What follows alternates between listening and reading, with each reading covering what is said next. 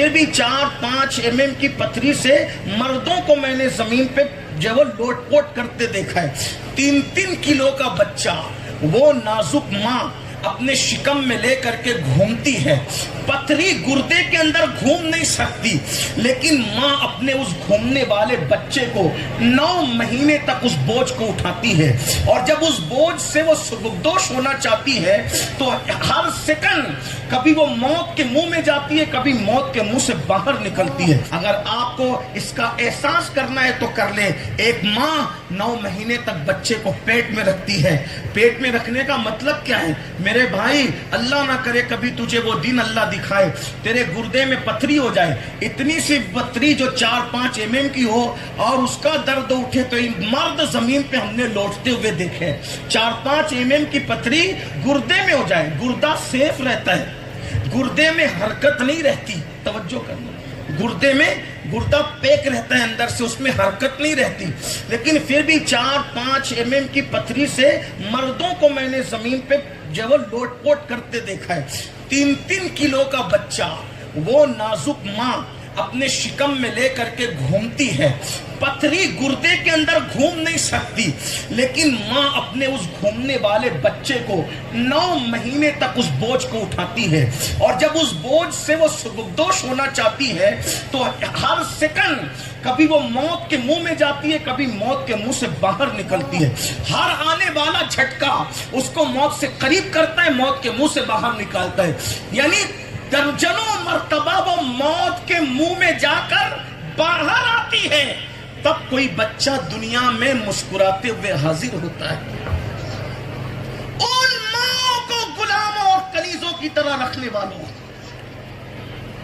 لوگ مشاعرے میں، جلسے میں اور قوالیوں کی محفل میں نعت خانوں پہ، مقرروں پہ، پیروں پر تو پیسے لٹاتے ہیں.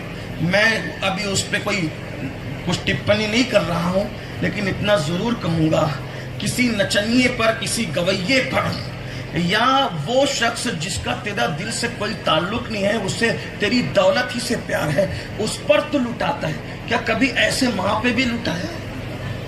ایسے باپ پہ بھی لٹایا ہے؟ مسجد بنانے سے زیادہ ثواب، مدرسہ بنانے سے زیادہ ثواب، حج پہ خرچ کرنے سے زیادہ ثواب، عمرہ پہ خرچ کرنے سے زیادہ ثواب، کسی کو صدقہ دینے سے زیادہ ثواب.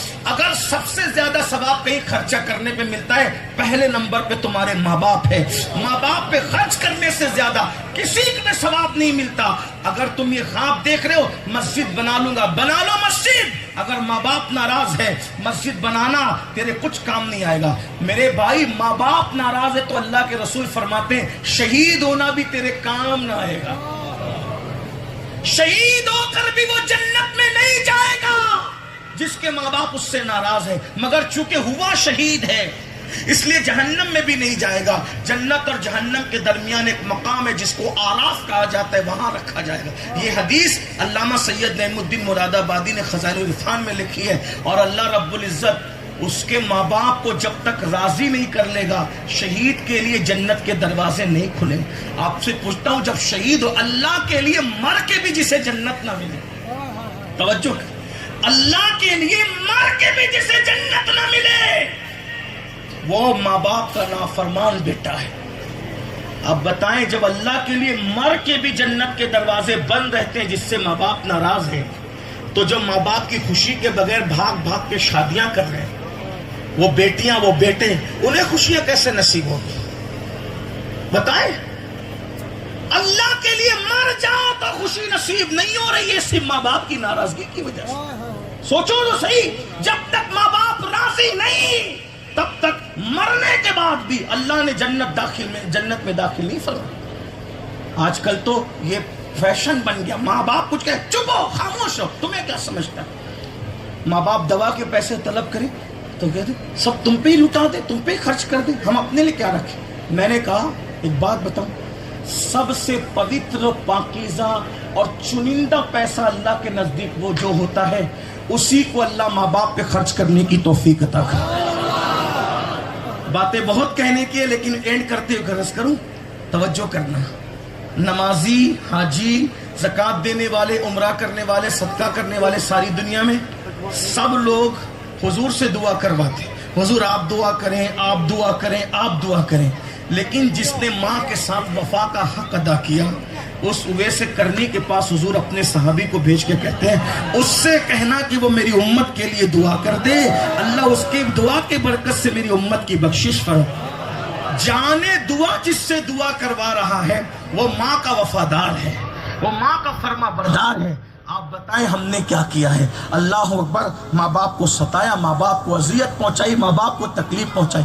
ماں باپ سے بات کرنے کا طریقہ سیدی اعلیٰ حضرت امام احمد رضا محدث بریلوی فتاوی رضویہ شریف میں لکھتے ہیں کہ جب اپنے ماں باپ سے بات کرو تو یوں ہی مت شروع ہو جاؤ، بلکہ کہو پہلے اجازت لو، ہم تم سے بات کر سکتے ہیں؟ اگر وہ اجازت دیں، جس نے 10,000 کی نوکری دی ہے نا، اس کے سامنے تو ہاتھ باندھ کے کھڑے رہتے ہیں اور ماں باپ کے سامنے سینہ تان کے کھڑے رہے ہیں. سوچیں نظر، سوچیں کیا کر رہے ہو.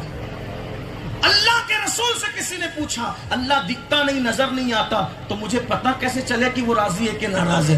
حضور نے فرمایا گھر جا اور دیکھ، ماں باپ راضی ہے مطلب اللہ بھی راضی ہے، ماں باپ ناراض ہے مطلب اللہ بھی ناراض. جاؤ چیک کر لو. یہ تو ماں باپ ہے، ان کے دل کی بددعائیں لیتے ہو. اللہ کے بندو سوچو، غور کرو. میں عرض یہ کر رہا تھا، اللہ اکبر، غور فرمائیں. اللہ کے رسول صلی اللہ علیہ وآلہ وسلم کے غلاموں توجہ کرو. فرمایا پہلے اجازت لو. ہم بات کر سکتے؟ کتنے لوگ ہیں بتا ہی نہیں، علم نہیں سیکھا، کمپیوٹر سیکھا، موبائل سیکھا، فیس بک، سب علم نہیں، علم دین نہیں سیکھا. اور جب وہ اجازت دے دیں تو ماں باپ سے ایسے بات کرو جیسے کوئی غلام اپنے آقا سے بات کرتا. ایک حدیث پڑھ رہا ہوں اور اسی میں بات پوری کر رہا ہوں.